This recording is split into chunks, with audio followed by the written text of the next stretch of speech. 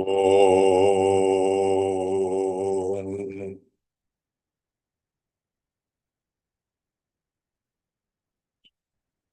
Gurur Brahma, Gurur Vishnu, Gurur Devo Maheshwaraha, Gurureva Param Brahma, Tasmai Shri Gurave Namaha. Chinmayam Vyapyat Sarvam Trailokyam Sacharacharam Atpalam Darshitam Yena Tasmai Sri Gurave Namaha. Tvameva Mata Cha Pita Tvameva Tvameva bandhuscha sakha tvameva Tvameva vidya dravinam Tvameva sarvam mama deva deva Tvameva sarvam mama deva deva. Jai Guru. Om Sahana Bhavatu, Sahana Bhunaktu, Sahaviryam Karavavahai, Tejasvinavadhitamastu ma vidvishavahai. Om Shanti, Shanti, Shanti.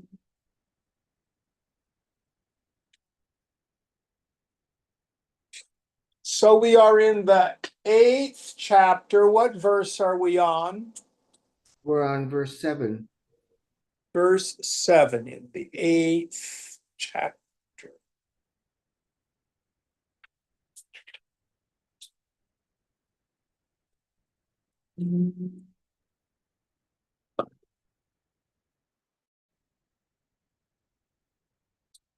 He helps out? Yeah. Tasmat sarveshu kaleshu mamanusmara yudhya maya pita manobuddhim alme vaishya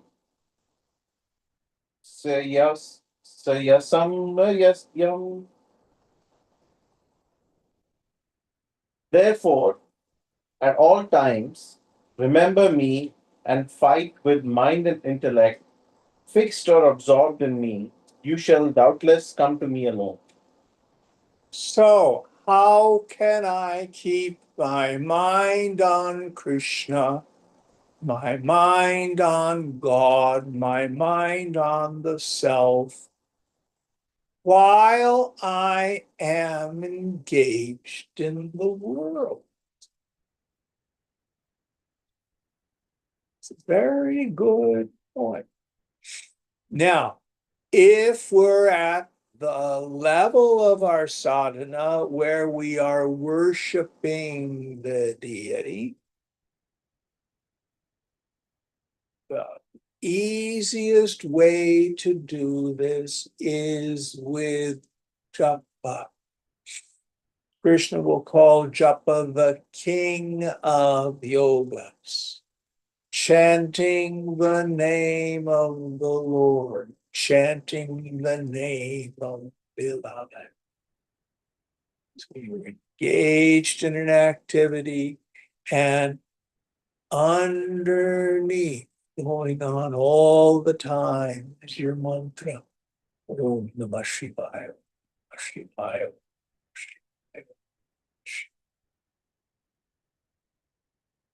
Let it sink deep into the unconscious. Another way to do this. This is a technique that a Christian mystic named Brother Lawrence used. How would I act? How would I think? How would I feel if the master were here right beside me. Of course, he always would refer to Jesus, but you can do it to um, uh, Lalita, the goddess. It can be Lord Krishna. It can be Shiva. It can be God just as presence.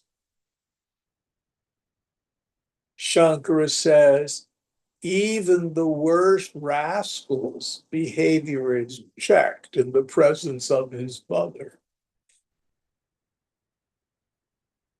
So if we have a sense that, how would I be thinking, behaving, acting if God were right there? Now, those of us who understand the deeper meaning of the scripture, when Krishna says himself, he's talking about the self. The easiest way to practice that one is the great meditation that Ramana Maharshi gave us. Koham, who am I? So as a thought arises, to whom did this thought occur to me? Who am I? Constantly remembering to turn the mind's attentive faculty back on the self. Now, if we do this non-dual practice, what you will discover is you never change. I thin my mind out a little bit and introvert the attentive faculty, notice the knower. All that's there is space of witnessing consciousness. There's no person with qualities in there. Oh, I have qualities. I know I'm a dude and I am smart. Well, no, those are qualities of the body or the mind or the intellect. Always objective phenomena. They're never the qualities of knower. The knower is nirupaham, without any form. Nirmalam, without any taint.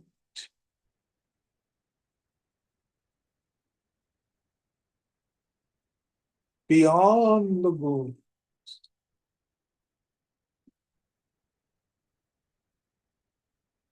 And then we begin to understand, when are you ever not you?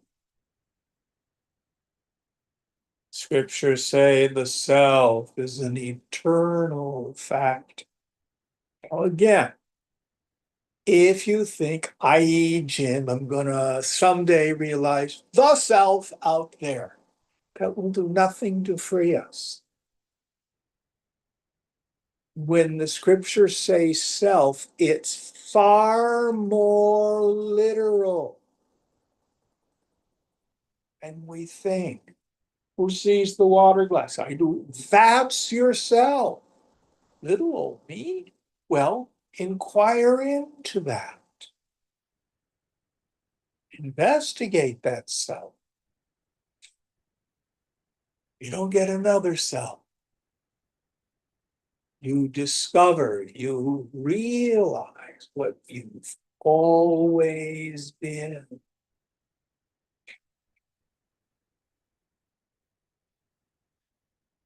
But most of us are far more interested in people, places, things, and conditions. So we miss the glory of Krishna, of my own.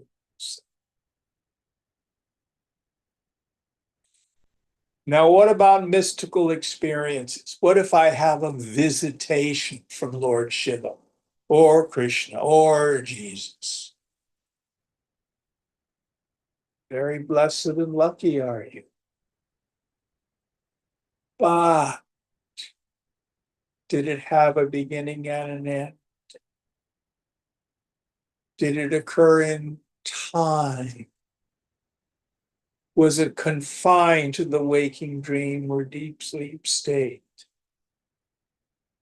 As marvelous and as important as that may have been, that's the Lord's glory, not the Lord himself.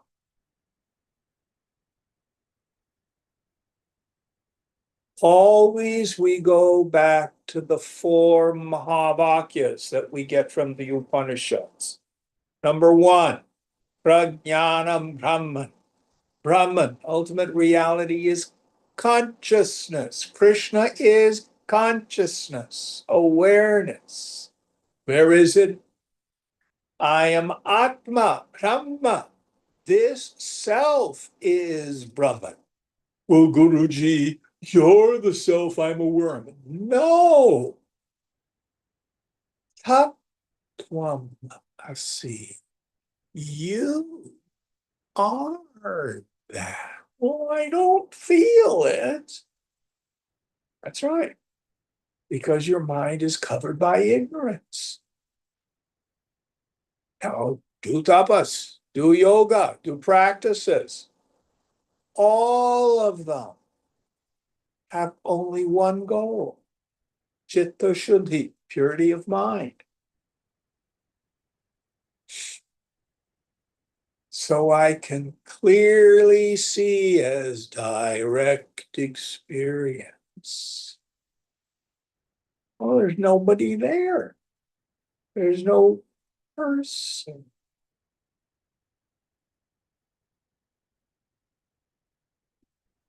And so the fourth Mahavakya is not Aham Mahatma, Aham Muni.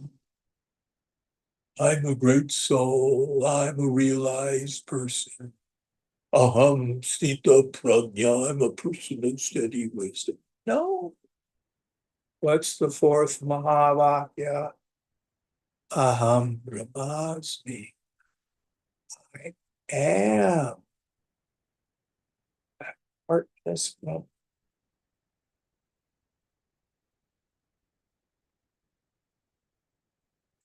And what you see is that heartless Brahman, which is Krishna, never moves. It's achalam. It is nityam. It is eternal. You don't gain it. You don't lose it. It's always you and has always been you. I just didn't recognize it.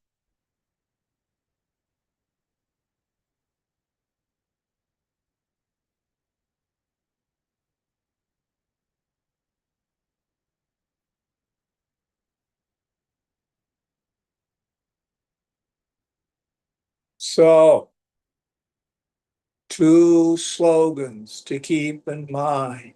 The first, I can't think a real thought. Don't believe your mind. Don't believe anybody else's mind. And no personal sense of self is real. Brahma Satyam Jagat Nitya. Brahman alone is real. The phenomenal world, gross and subtle, including celestial beings, Mithya, illusory, or we can say a conditioned reality, or God's glory, not God itself. Any thoughts on this? Next verse.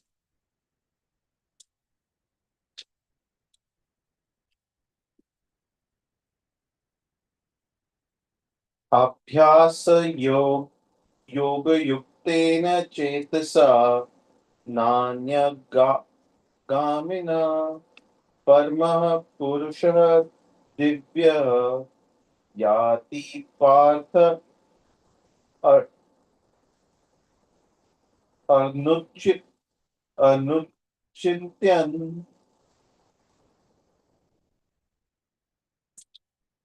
With the mind not moving towards any other thing, made steadfast by the method of habitual meditation, and constantly meditating on the Supreme Purusha, the resplendent, O Partha, he goes to him. Abhyasa yogena.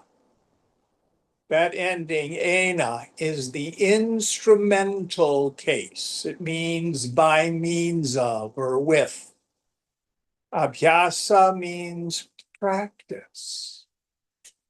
By the constant practice of this union. Abhyasa yogena.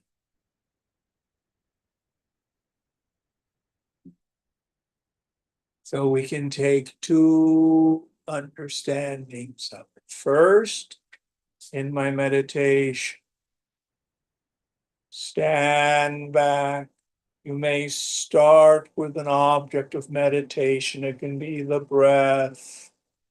It can be some pranayam. It can be a murti, your vision of the divine. It can be a mantra.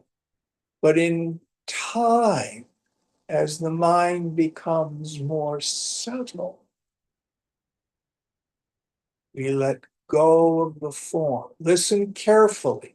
There's not one meditation for every person, and there's not even one practice that you or I should use all the time. Let me give you the principle. The grosser the mind, the more meditative supports.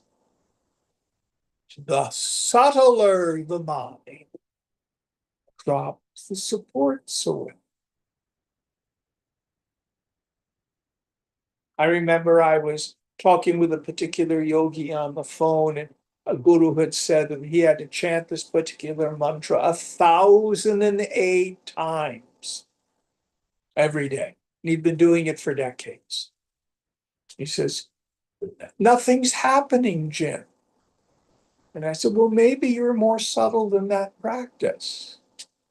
Why don't you try just chanting it until your mind gets quiet?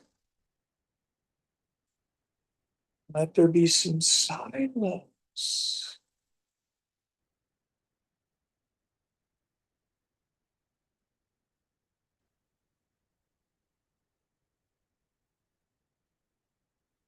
Then notice who you are.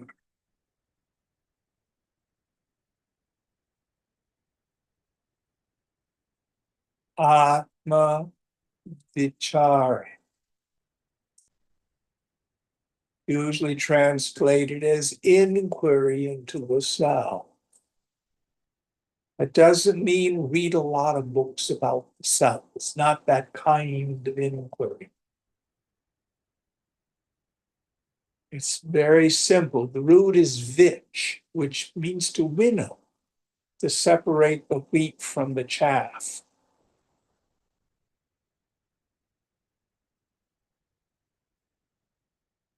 Simple practice. If it is knowable, cognizable, if it has name and form, if it has qualities or characteristics, it has a beginning and an end. That's not it. It's not any experience in the world. It's not my body. It's not any form of energy. It's not anything seen in the interior world. Be it a feeling or a thought or some god or goddess.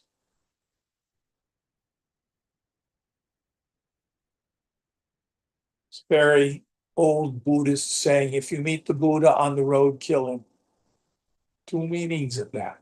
Start having visions of the Buddha, get rid of it. And if you think you're a Buddha, get rid of that.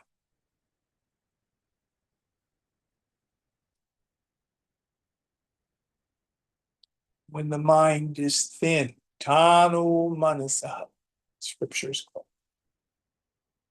And the flow of thought has slowed, so you begin to see thought arising out of sight, going back into sight. Another thought arises in the space between your thoughts.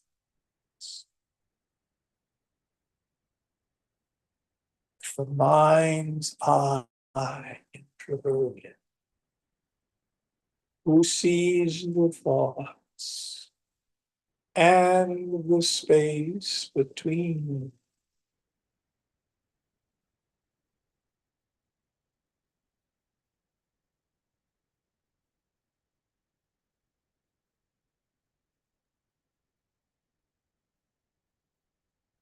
You are Chidakash, the space of pure awareness.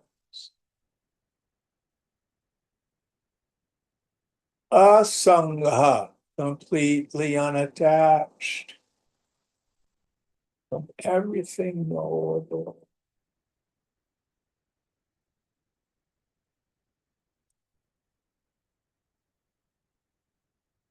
You do not come and go. You are the eternal factor.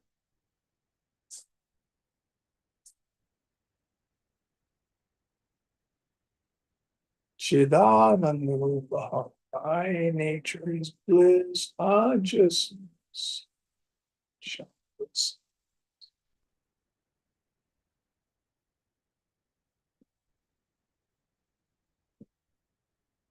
And through the day, as you move through the day, you will draw to yourself the perfect circumstances which show us where we are attached and identified. So it's viveka, vairagya cha. We do the discrimination between the self and the not self. Then I get to see, where do I have an attachment?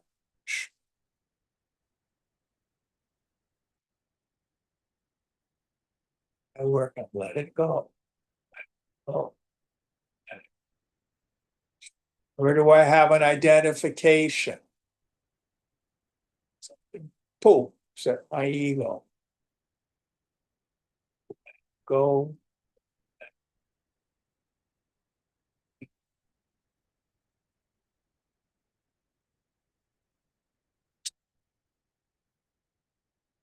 Give up the sense of agency. The agent is the force of the past and the quality of mind. Or you can take on, I do nothing, it is Ishvara who does it all through me. Give up the idea of a personal me who does this and doesn't do that.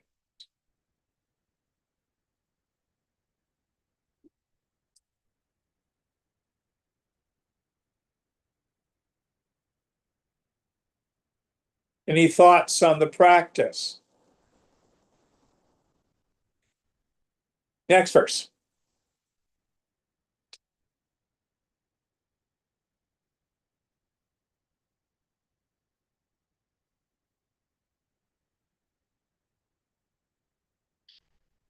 Kavim Puranam Mash Kavim Puranam Sashistaram Anoranyam Samanum Mushmatarihe Sarvasya Dhata Dhatarmityantya Aditya Varnam Tamasa Pastat Parasata. Whoever meditates upon the omniscient, the ancient, the ruler of the whole world, minuter than the atom, supporter of all, of form inconceivable, effulgent like the sun, and beyond the darkness. So, in our meditation verses, they divide themselves into two categories, both of which are of value. There are the exercises of negation, summed up by the phrase neti neti, na iti, not this, not this. It is not anything in the world of name and form. It is not an object. It is not an emotion. It is not a thought. It is not your body, not your mind. It's not your intellect. It's not your ego sense. Neti, neti. Then we have those assertive meditation verses. Now, they do not define, they point. So, how do I use these verses? Sit in meditation, spend some time getting your mind quiet. You might have your Gita next to you. And then, with your mind very quiet, we can take a verse like this and go through each one of these ideas and see whether or not it's true about you. It does no good to say, oh, that's so comforting. The self is omniscient. I'm so glad out there it's omniscient. I don't know shit. That doesn't do us any good. You have to understand what each one of these indicators mean and whether or not it's true about me. So let's parse it. What's the first idea? Upon the omniscient. What does omniscient mean? Who can tell me in English? Everywhere? All knowing. We get the same word sentience, science, all comes from the same thing. Omniscience, all knowing. It doesn't mean the self in me is Google, knowing all the facts. It's not an inner Wikipedia. What is that by which everything is known, without which nothing can be known? Can you hear the sound of the air conditioner? Yes? Yeah, Who knows it? I do. Did you have dinner this evening yet? Who knew dinner? I did. Was it really hot on your road trip? Yeah. Who knew it? Me. Yeah. So who is the knower of everything that you know?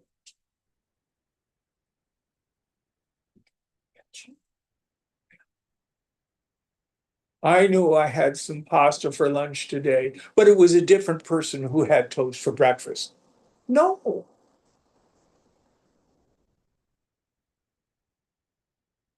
And what's interesting is you know the room from your viewpoint, I know it from mine. You know your body with all its experiences, I know mine. You know your thoughts and feelings, I know my thoughts and feelings. But when you look behind your eyes and notice the knower, there's nothing there but the knower itself. And I have the same. The self in you is not like the self in me. The self in you is the self in me. One conscious entity who is the knower in every knowing being. That's the deep meaning of omniscient. Next idea. The ancient. Yeah, Puranam, I think he said, didn't he? So we have words that are similar, but they have distinctions. There's Nityam, which means eternal. And there's Puranam or Sanatanam, which means ancient or really, really old. Nityam, eternal, is outside of time. It's the eternal now. In truth, the past is a memory. The future does not exist. All we have is now. I am here in the now. But I have also pervaded all of time.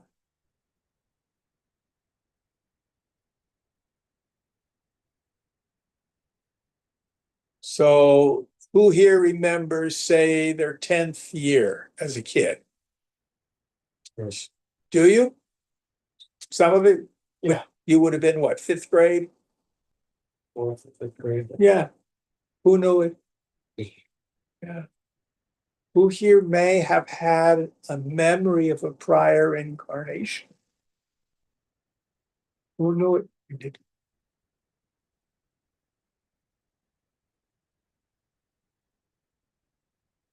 So throughout all of time, my body's changed, my circumstances have changed, my feelings, thought have changed, my opinions have changed, but I am still me.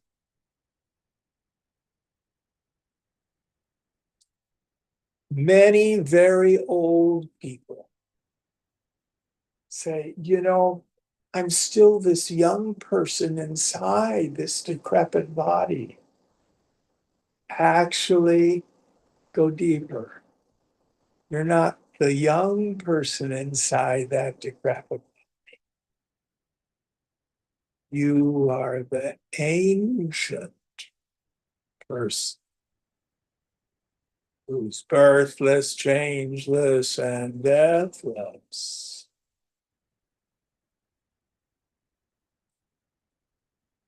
Illuminating the passage of time. Next idea. The ruler of the whole world.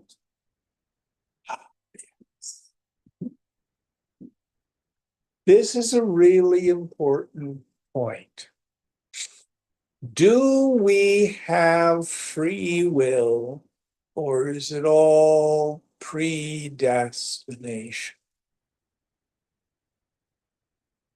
Yes and know.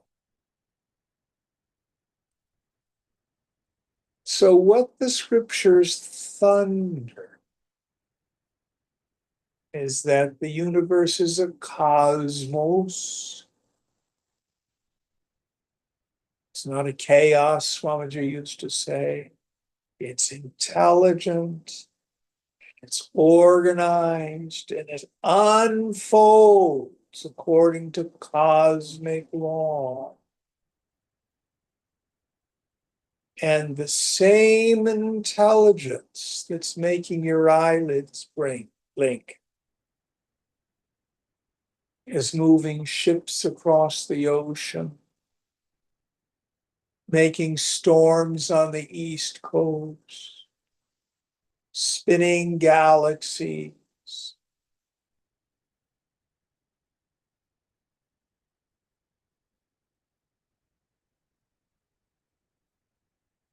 Yes, I have the experience of I choose to do blah, blah, blah, blah.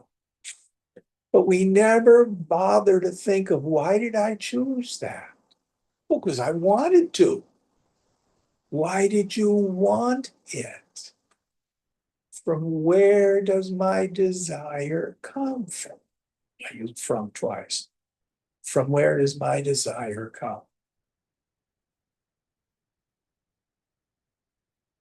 Yoga says it's just the force of the past and the environment in which we live. So, Dario, what kind of music do you do? What would you call your genre? Well, it's actually noise music, but yeah, it's like noise, yeah. If you'd been born 400 years ago, you wouldn't be making the same music. Right. Would you, have you really chosen to do noise music? Where are you influenced by the time and the instruments and the culture in which you live? Sure. Influence, yeah. You might have been writing fugues 400 years ago, Yeah, maybe. jamming away on your lute. Or you. Not gonna touch that.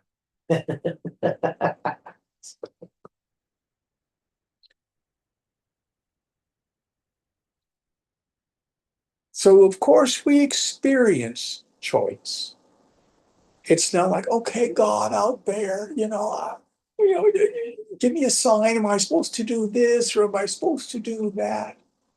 In the end, this Mahamudra, this great gesture of the infinite, speaks to us through our heart's deepest desires. It's what Joseph Campbell used to say, follow your bliss. Now, we have to begin to discern the difference between the tyranny of the indulgent tendency of the mind. I want ice cream. I don't want to eat my broccoli. I call it my inner 2-year-old. That's not liberty. That's tyranny. But if you can get beyond that, there's an unerring guide, intuition. And it communicates to us through our sense of rightness. How do I know I'm in alignment with God's will, Jim? Because it brings me peace. And when we get aligned, work is the highest form of play, and play is the highest form of work. We're built to work with joy.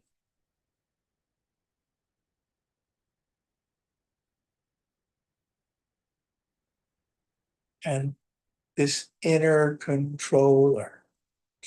Now, plants and animals don't have to worry about this. A rose can't decide to be a lily. It just keeps on rosing. A dog is just a dog. But we humans, of course, we have instincts. But we also have the discriminating intellect, which can temporarily lead us away from our swadharma, our real place and position in life. Guess what happens if we start moving away from that? Give you a clear example. Have you or any of your friends ever gone down a rabbit hole of drugs and alcohol? How did that work out? It's suffering. So our poor decisions in the end discipline us, move us into more and more intelligent ways. We are not punished for our sins, we are punished by our sins.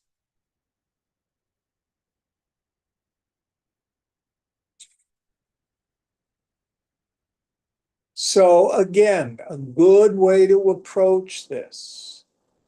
Get up in the morning, good morning, God, this is Jim reporting for duty.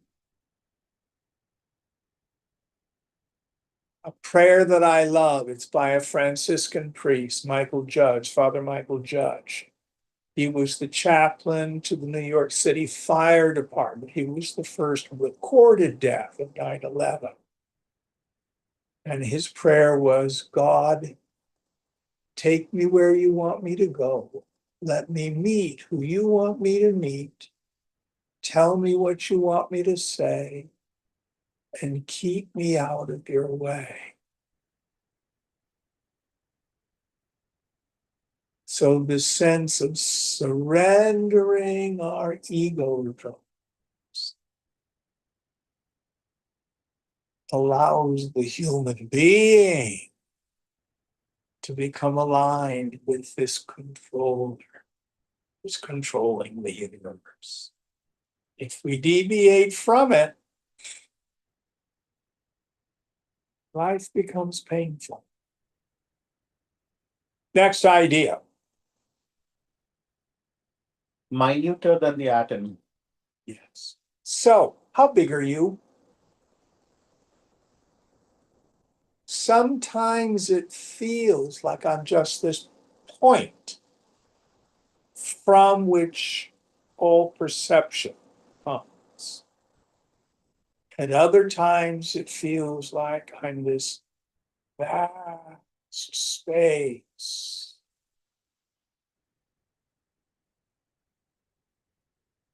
Truth is, you have no dimension. You are outside of time and space. Time and space are in you, but you're subtler than the subtlest, smaller than the smallest. In yoga materialistic philosophy, that which was atomic, I actually don't know the word in Sanskrit, I'm having a senior moment here, means it pervades everything. Subtler than the subtlest. Everything is pervaded by consciousness.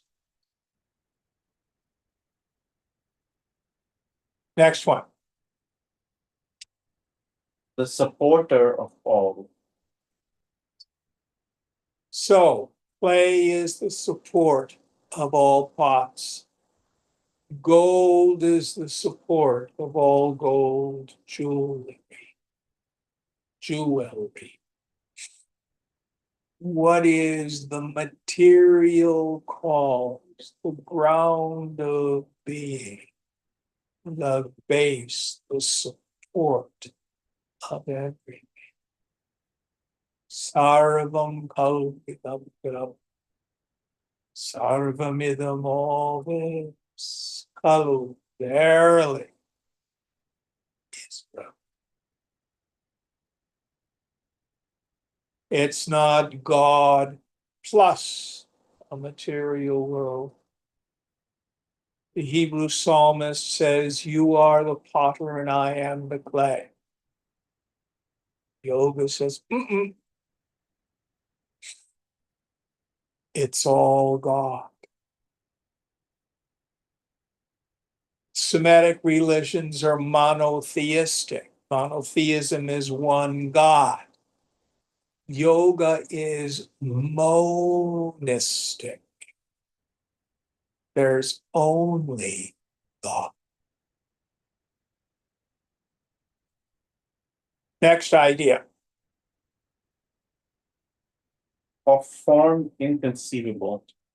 Yes. So you may think of your Ishtadevata with a form. Of course, this is okay. It helps us pray.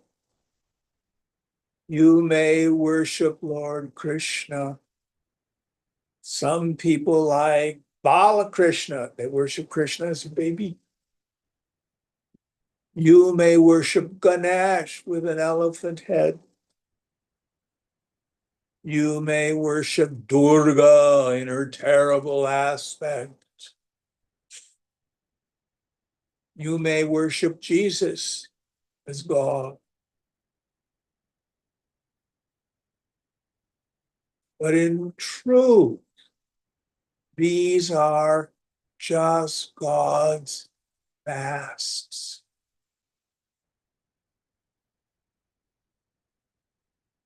In truth, behind the form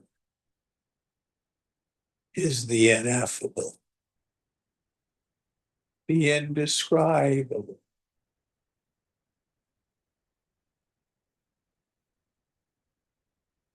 Nirupaha, without any form. Achintya, inconceivable. Avyapadesha, can't even talk about it. Yet always directly known as I.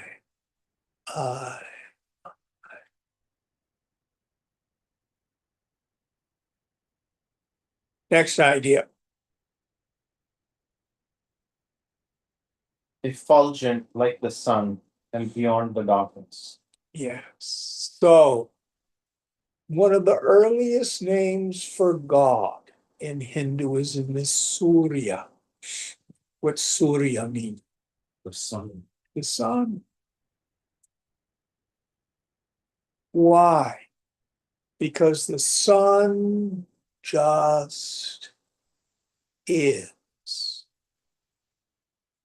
Sun shines on the just and the unjust, the evil and the virtuous. If some axe murderer comes out of their house in the morning, the sun doesn't go, a terrible person, I'm just going to shine on him.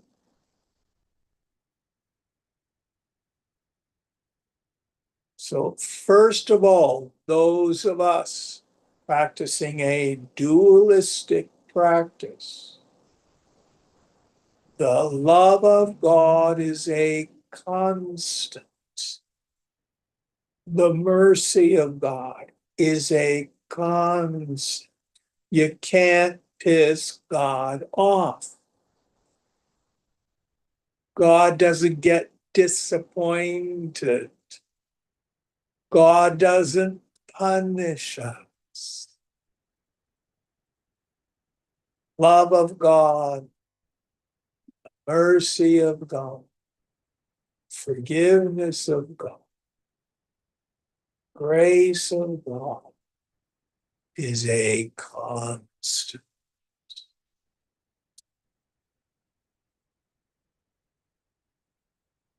St. Paul said, nothing can separate us from the love of God. Hmm? Oh, I wasn't saying anything. Say, I can't hear you. I wasn't saying anything. Oh, I thought I heard a noise over there. No. So that's one way of understanding the verse. The other understanding is this idea that the self is swayambhu, self-evident, and swayam jyoti, self-effulgent. We've looked at what is that by which everything is known, without which nothing can be known. It is the light that lights everything that's knowable and lights itself. How do you know you are you? You do not see, hear, taste, touch, or smell, emote, or think yourself. But you are not unknown. If someone says, "Oh, I don't know the self, Jim, I'm a miserable worm." Do you exist? Oh, of course I exist. What's your existence? Total ignorance. I'm so miserable. Do you know your miserableness? Truth is, self is shining as aham, I am. I know. It's just a confused mind.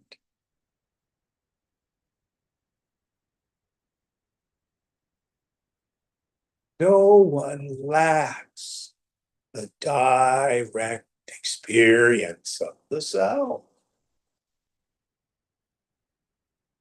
All of the misery, all of the suffering, all of the confusion is in my mind.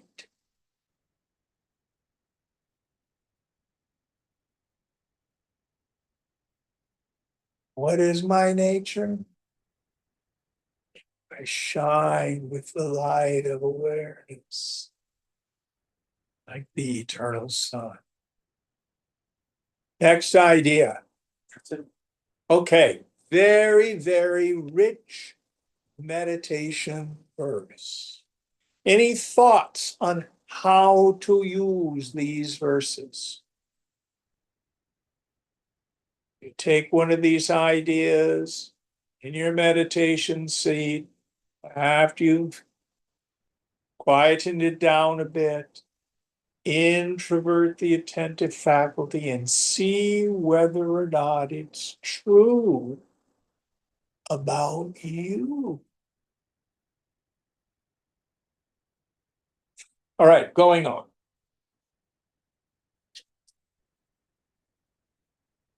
प्रयाण काले मनसचलेन मनसचलेन भक्त्या युक्तो योगबलेन चैव भ्रुवो मध्ये प्राणम् आवेश्य सम्यक् सतं परं पुरुषं उपैति दिव्यम्. At the time of death, with an unshaken mind full of devotion, by the power of yoga, fixing the whole prana between the two eyebrows, he, the seeker, reaches the supreme resplendent Purusha. Okay, now make up your mind, Krishna. In chapter 6, you said focus on your nose. Now you're saying focus on the eyebrows between the forehead. What do you mean? So we have to understand this is mystic symbolism. Although it can be a reference to the third eye. There are meditative practices when you focus on the third eye, which is located in the forehead, the Ajna chakra. But the deeper meaning is bring the mind to a single point.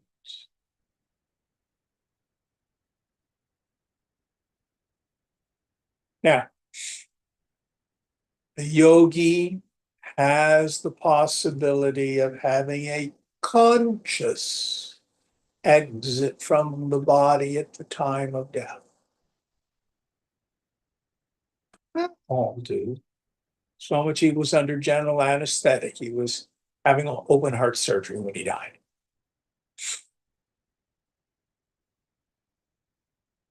But understand, I don't think it was this class. It was another class where we made a quick, brief journey through the 7 chakras. Yeah, that was on Thursday. Thursday, okay. So, and we had talked about the Panchabayu, 5 pranas. And we focused on the 5th one, Udana. Udana is the prana, the Vayu, that governs thinking. This is why almost every tradition suggests prayer and fasting. What's the difference between a fast and a diet? Diet, you just stop eating so much so you can lose weight or drop some body fat or something like that. A fast is a spiritual exercise. What it does, you limit the food intake, you limit the consumption of prana.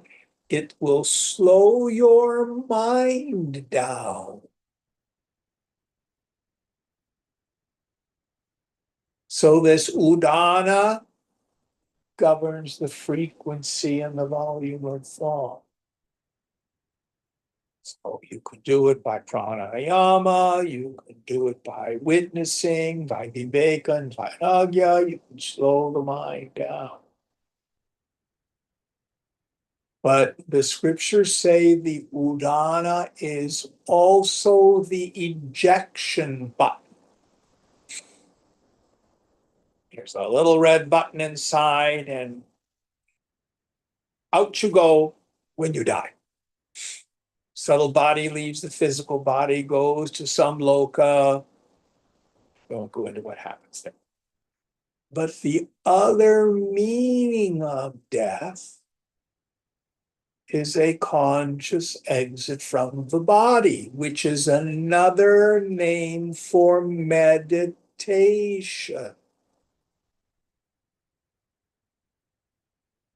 Socrates said, what else is philosophy? Is named for deep meditation, for yoga, than practicing dying. What do I do when I meditate?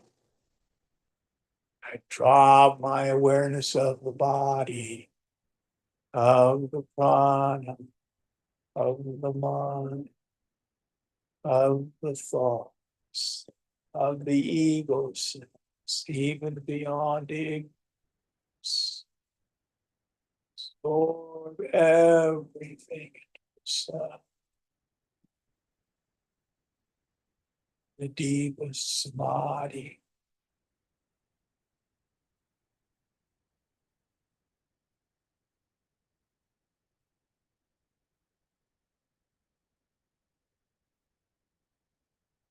Person who can do that sees Brahmasmi. I'm not a person and never was a person. It was just like a bad dream. This is moksha. This is being jivan mukta, liberated while you're alive.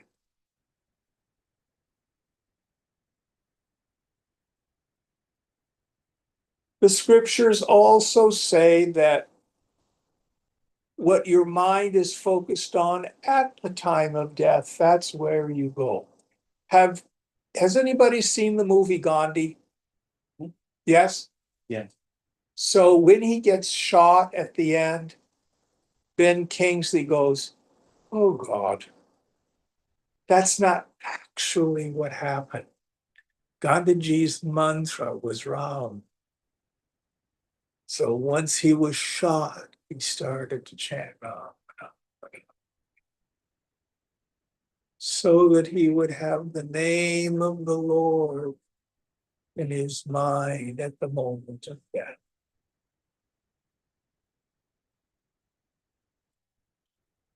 Now, will I be sure I can do that? Don't worry about it. If you spend a lifetime thinking about God, loving God, with your mind stayed on the self or on God as you understand, don't worry about it. The scriptures also say it's what the mind has built as its deepest impressions through a lifetime that determines it. If you've been thinking about money and property and prestige, that's where you will go. If you've been thinking about God, that's where.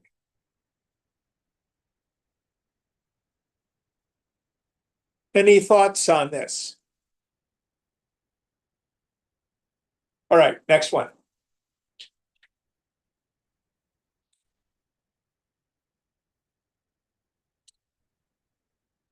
Yadaksharam Vedavido Vadanti Vishanti Yadyayato Vatiragaha Yadi Chanto Brahmacharya Charanti Tatte Padam Sangrehana Pravakashye. That which is declared imperishable by Veda knowers, that into which the self-control and the desire-free enter, that desiring for which brahmacharya is practiced, that goal I will declare to be in brief. So what he's here is referencing all our various yogic disciplines. Let's talk a moment about this term brahmacharya. The root here is charati, which means to move or roam around. So the literal meaning of brahmacharya is to roam around in Brahman.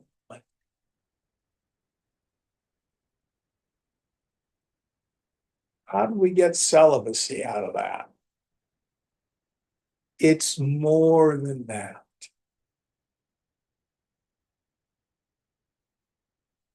It can mean living a sexually chaste life. What does that mean?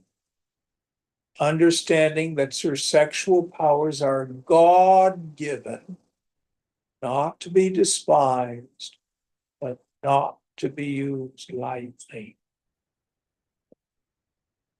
If you have commitments, if you're married or have a significant other, don't be a jerk. Don't cheat. Have integrity. But in this day and age, especially when we've got, all these apps, people can spend hours looking at pornography and stuff like that. That's not brahmacharya. That's pornacharya. It's roaming around in pornography. It's not healthy. Celibacy is far more a gift than a discipline. I will tell you from direct experience, it makes life a whole lot easier. Frees us from so much.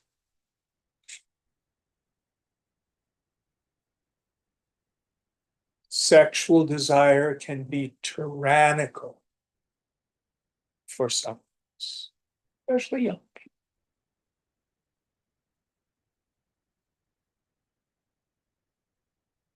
But there are lots of other practices.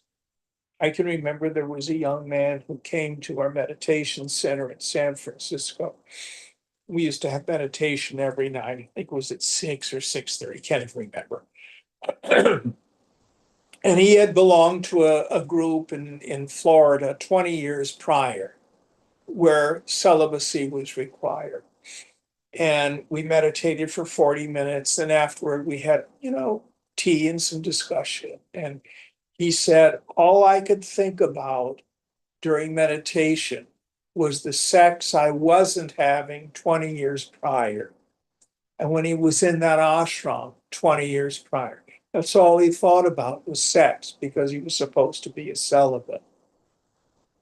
That's not an appropriate way to approach things.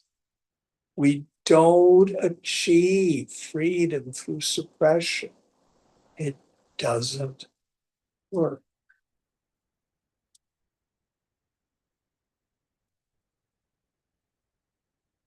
So be sane about it. Be honest. And if you're called to the life of celibacy, jai. But all of the rishis, the authors of the Vedas, the Upanishads, to a one were householders. They had kids. All right. I don't think we have time to get into the next verse, which gets more specific about what the goal is. I want to be able to take some time to really go into that. Any thoughts or questions about anything we've covered tonight before we end?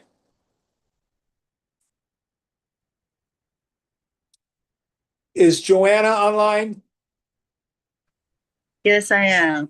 Okay, I'm gonna plug your thing.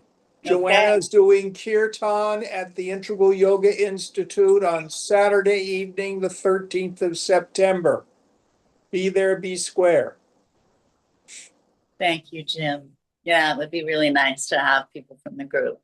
Okay, I think I sent it out on the group email. Okay, cool. Thank you. All right.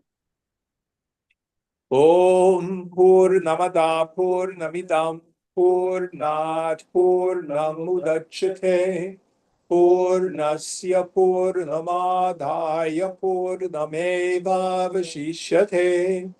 Om Shanti Shanti Shanti. Hari Om Sri Guru Pyo Namaha. Hari